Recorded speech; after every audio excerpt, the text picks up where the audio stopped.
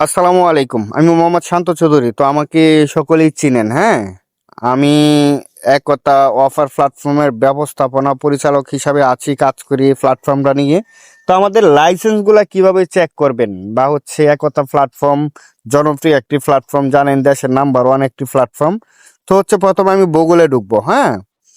গুগলে ঢোকার পরে এখানে লিখবো ডিবিআইডি, হ্যাঁ?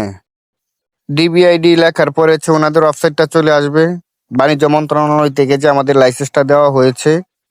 তারপরে হচ্ছে যে ডিবিআইডি যাচাই, হ্যাঁ? ডিবিআইডি যাচাই এখানে চাপ দিবেন। চাপ দেওয়ার পরে হচ্ছে এখানে লিখবেন হচ্ছে 64, হ্যাঁ?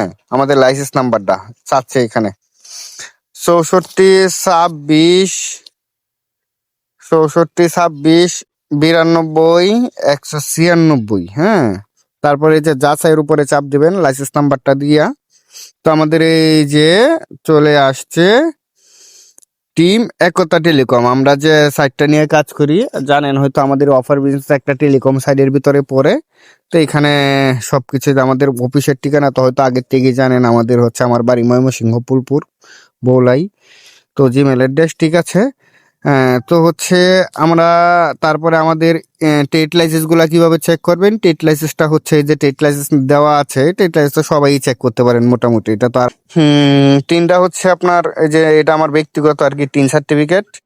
এটা হচ্ছে আমার ব্যক্তিগত টিন সার্টিফিকেট। এটা হচ্ছে মানে অ্যাডমিনের পরিচয় আর কি। আসলে এই লাইসেন্স গুলা করতে অনেক কষ্ট, অনেক পরিশ্রম, অনেক কিছু করতে হয়, হ্যাঁ? সরকারকে অনেক কিছু জমা দিতে হয়।